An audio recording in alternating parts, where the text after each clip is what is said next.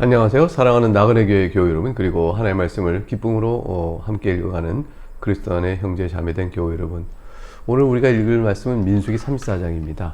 민수기 34장은 지도를 쭉 보는 것으로 읽기가 진행되겠습니다. 가나안 땅을 분배를 어떻게 할 것이냐라는 것과 관련된 명령이 여기서 나오고요. 그리고 이제 가나안 땅은 도대체 어느 지역을 말하는지에 대한 동서남북의 사방의 경계선을 정확하게 규정해 주시는 내용이 여기 나옵니다. 1절부터 보게 되면 여호와께서 모세에게 말씀하여 이르시되 너는 이스라엘 자손에게 명령하여 그들에게 이르라. 너희가 가나안 땅에 들어가는 때에 그 땅은 너희의 기업이 되리니 곧 가나안 사방 지경이라. 자, 그림 한번 보세요. 이 그림 보시면 첫 번째 그림 이렇게 나오죠. 그림 한 3장을 보여줄 겁니다. 여기 보시면 이렇게 쭉 지중해가 있고 이 그림이 있습니다. 이 내용은 차근차근 읽으면서 실질적으로 여러분이 확인할 수 있겠습니다. 참 먼저 3절부터 내용을 보죠. 너희 남쪽은 에돔 곁에 접근한 신광야니. 여러분 그림 보시면 맨 아래쪽 중간에 에돔이라고 나옵니다. 그게 보이시나요? 여기 남쪽 지경이죠. 너희 남쪽 경계는 동쪽으로는 염해 끝에서 시작하여, 염해가 이거 그 에돔 그 위에 보면 이렇게 하는 호수가 있죠. 염해입니다. 이게 우리가 사해라고 하죠. 죽은 바다, 염해. 이 염해는 끝에서 시작해서 거기서 끝에 선이 나옵니다. 돌아서 아그람밈 언덕에 이르고, 그 염해 맨 끝에 아그람밈 언덕이라고 써 있습니다. 거기서 신을 지나서 그 신광야 되겠죠. 가데스 바네아 남쪽에 이르고 그 밑에 가데스 바네아가 있습니다. 그러니까 신광야를 지나서 가데스 바네아의 남쪽에 이르고, 그 다음에 하사 아다를 지나서 아스몬에 이르고, 그 아스몬이 쭉 올라가다 보면 나오죠. 그리고 아스몬에서 돌아서 애굽 시내를, 애굽 시내가 밑에 그려져 있습니다. 지나서 바다에까지 이르는 것. 요게 이제 남쪽 경계라 이렇게 되어 있습니다. 그리고 서쪽은 어떻게 되는가?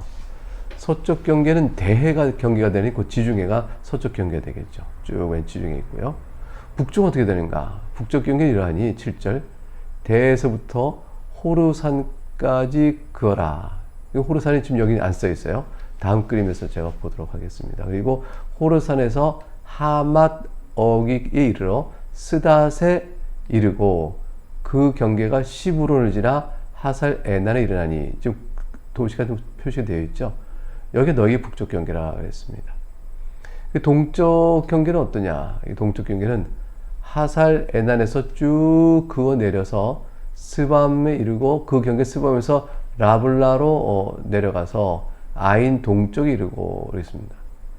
라블라가 저 위에 써 있는데 그 넓은 지역이 라블라. 그래서 아인 동쪽에 이른다. 그래서 아인 동쪽 어디 있어요? 긴네리 호수, 여기 갈릴리 호수인데요. 그 밑에 아인이라고 되어 있습니다. 아인 동쪽에 이르고 또 내려가서 긴네리 동쪽 해변에 이르고, 요단강 쭉 다 동쪽 해변을 따라서 이르고요. 그 경계가 요단을 따라 내려가서 염해에 이르나니. 그러면 여기 너희 땅의 사방경이 이러니라. 그래서 동쪽 경계가 정해졌습니다. 그러니까 동서남북 이렇게 다 되어 있죠. 다른 그림을 보게 되면 조금 더 지도같이 생겼죠. 여기 맨 밑에 중간에 맨 밑에 아래 보면 에돔이라고 되어 있죠. 그 위에 사해가 그려져 있고요. 그 밑에 따라 남쪽으로 내려가면 가데스 바네아, 맨 아래쪽 왼쪽에 신광야가 있고 애굽 시내가 이쪽이다라고 생각하는 지역이 나옵니다. 그게 남쪽 경계고, 위로 쭉 올라가서 왼쪽 서쪽 경계 지중해가 있고, 맨 위에 북쪽 경계 올라가서 호르산, 아마도 여기가 호르산일 것이다 라고 보는 게 나오죠. 그렇게 해가지고 쭉 돌아와서 내려옵니다.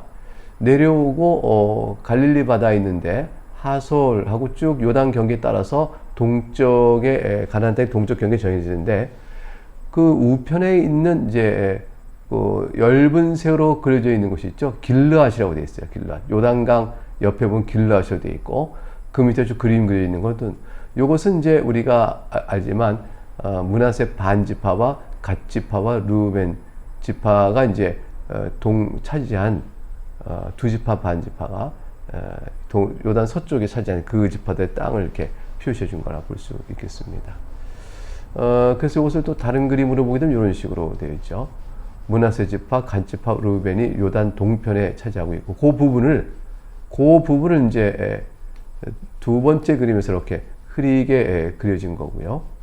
그렇게 된 거죠. 그래서 세 번째 그림 그렇게 되어 있고, 이런 식으로 지파가 이제 구분이 되어질 것입니다. 네, 다시 첫 번째 그림 보면 이렇게 이런 식으로 그려져 있는 것을 이해할 수 있겠습니다. 네, 이렇게 해서 동서남북이 되어지고 13절부터 15절에 보게 되어지면 이제 땅을 분별하는 여호와의 명령이 주어집니다. 13절 모세가 이스라엘 자손의 명령에 이르되 이와 같이 이제 가나안 지경을 다 정했으니까 이는 너희가 제비 뽑아 받을 땅이라 여호와께서 이것을 9지파 반쪽에게 주라고 명령하신다니 이는 르우벤 자손의 지파와 갓 자손의 지파가 함께 그들의 조상의 가문에 따라 그들의 기업을 받을 것이며 므낫세의 반쪽도 기업을 받았습니다. 동쪽에서 요단강 동편에서 받았죠. 이 두 지파와 그 반지파는 여리고 맞은편 요단 건너편 곧 해돋는 쪽 동쪽에서 그들의 기업을 받으리라 이렇게 되어 있습니다. 네, 그림을 보니까 잘 이해가 되시죠? 이들은 이제 16절부터 쭉 29절까지의 나머지 내용은 이러한 가나안 땅을 정복한 이후에 이 땅을 이렇게 어떻게 나눌 것이냐는 분배일의 책임자를 정해놨어요.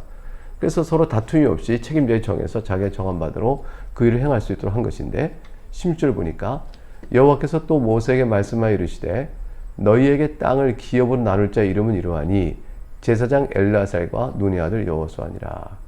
18절 너희는 또 기업의 땅을 나누기 위하여 각 지파의 한 지휘관씩 택하라. 그 사람들의 이름은 이러하니 유다 지파에서는 여분네 아들 갈렙이요 20절 시몬 지파에서는 암미후세 아들 스무엘이요 베냐민 지파에서는 기슬론의 아들 엘리다시요 단 자손의 지파에서는 지휘관의 요글리 아들 붓기요 요셉 자손 중 므낫세 자손 지파에서는 지휘관 에봇의 아들 한니엘이요 24절 에브라임 자손 지파에서는 지휘관 십단의 아들 그무엘이요 스불론 자손 지파에서는 지휘관 바르나의 아들 엘리사반이요 이사갈 자손 지파에서는 지휘관 아산의 아들 발디엘이요 아셀 자손 지파에서는 지휘관 슬로미의 아들 아히훗이요 납달리 자손 지파에서는 지휘관 암미우스의 아들 부다헬이냐 하셨느니라. 29절 이들이 여호와께서 명령하사 가나안 땅에서 이스라엘 자손의 기업을 받게 하신 자들이냐 이렇게 되어 있습니다. 네, 이렇게 해서 오늘은 요단강을 동편에 있는 두 지파 반 땅을 포함해서 요단 서편에 있는 가나안 땅의 지경이 어떻게 되는 것인지를 우리에게 잘 말씀해 준 내용들이었습니다. 네, 이렇게 해서 오늘은 비교적 그림을 보고 내용을 이해하는 것으로 맞춰지므로 빠르게 내용이 맞춰지게 됐습니다. 이렇게 해서 오늘 여기까지 하겠습니다. 감사합니다.